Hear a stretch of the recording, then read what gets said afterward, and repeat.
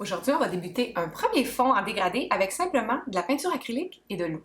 Vous allez pouvoir reproduire cette technique-là avec n'importe quelle couleur de votre choix, donc les possibilités sont infinies.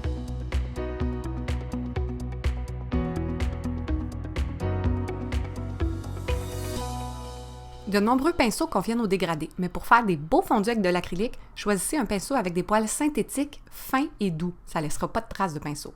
Moi, j'aime travailler avec des pinceaux plats, carrés, les spaltaires.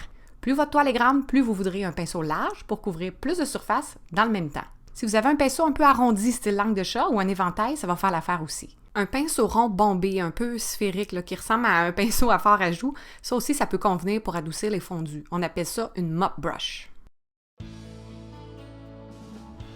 Choisissez des couleurs assorties. Moi, aujourd'hui, je vais avec quelque chose de simple pour vous montrer la technique. Je choisis du bleu, du noir et du blanc. C'est facultatif, mais moi, j'aime bien peindre d'abord une couche de base d'une de mes couleurs sur toute ma toile. Ça peut éviter de faire une deuxième couche. Donc, j'y vais pour un gris pâle que je mélange avec une spatule. Je vais travailler sur une toile étirée de format 12 par 16 qui a déjà un après au gesso acrylique blanc de titane. Alors, j'ai vaporisé d'abord ma toile avec de l'eau dans une bouteille à spray pour l'humidifier et aider la peinture à mieux glisser sur mon support. Ça dépend toujours de la peinture choisie. Je l'ai dit dans l'intro du module, il y a des acryliques plus opaques que d'autres, avec plus de pigments, puis il y en a des plus transparentes. Fait que si on ne fait pas une couche de fond, bien, on risque d'être obligé de faire une deuxième couche pour tout couvrir. Pour cette première couche, vous voyez qu'il n'est pas nécessaire de trop s'appliquer. C'est pas grave si vous voyez encore quelques coups de pinceau à cette étape. Le but est simplement de couvrir la toile. Ça évite aussi d'avoir des picots blancs qui ressortent lors de notre application des couleurs en fondu. Alors, laissez sécher la couche de base complètement et une fois bien sèche au toucher, on va passer à la prochaine étape. Préparez d'abord les couleurs choisies sur votre palette. Maintenant, on va appliquer la technique humide sur humide. Ça veut dire qu'on doit toujours travailler nos couleurs sur des couleurs encore fraîches. Alors, vous avez vu, j'ai d'abord humidifié la toile et même mon pinceau avec le vaporisateur d'eau avant de commencer. Je travaille avec de l'eau et aucun médium retardateur ou médium de lissage. C'est possible de faire des beaux fondus si on est quand même assez rapide. Quand vous arrivez à l'intersection de deux teintes, passez le pinceau moins vigoureusement sur les couleurs. Faites juste frotter doucement pour les mêler.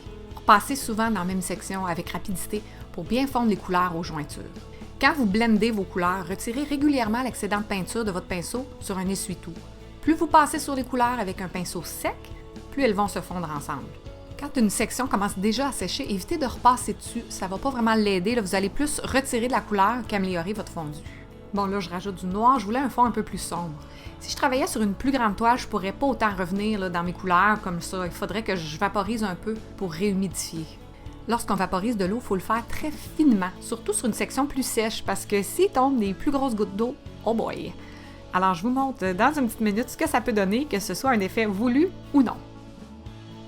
Voilà un premier fond de réaliser.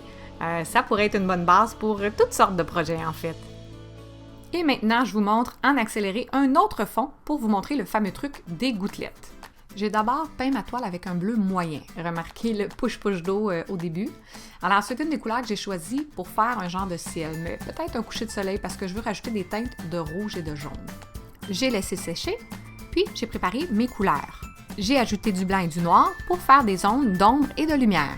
J'ai vaporisé d'eau ma toile et c'est parti!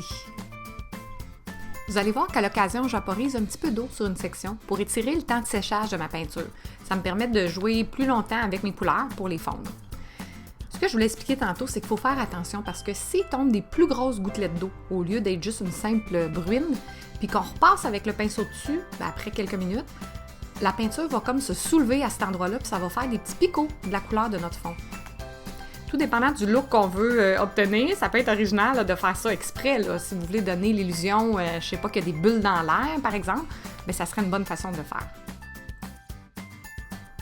Bon, là ici, je trouve qu'on voit un peu trop mes coups de pinceau. C'est pas grave, là, c'est juste un fond, une base sur laquelle on va faire d'autres choses, mais je vous en parle pour vous expliquer la raison que ça fait ça. Ma peinture commence à être sèche. Alors, quand je frotte avec mon pinceau pour que mes couleurs se mêlent, bien, c'est plus dur. Faudrait que j'ajoute un peu d'eau ou que je ne retourne pas jouer dans cette section-là. Ou j'aurais dû travailler plus vite. Ou je suis juste perfectionniste. Bref, tout ça pour vous montrer les gouttes. Alors, j'en avais repéré déjà quelques-unes que j'avais faites par mégarde. Fait que tant qu'à y être, je me suis dit que j'allais en faire exprès pour vous le montrer. Donc, j'ai vaporisé de l'eau sur ma toile, mais des plus grosses gouttes cette fois-ci. Puis là, ben, j'ai attendu un petit peu. Puis j'ai pris un essuie-tout et j'ai retiré l'excédent des gouttes d'eau. ça a retiré de la couleur en dessous pour révéler des petits ronds bleus, ma couleur de fond. Et j'ai recommencé une deuxième fois. Vous voyez ce que ça fait?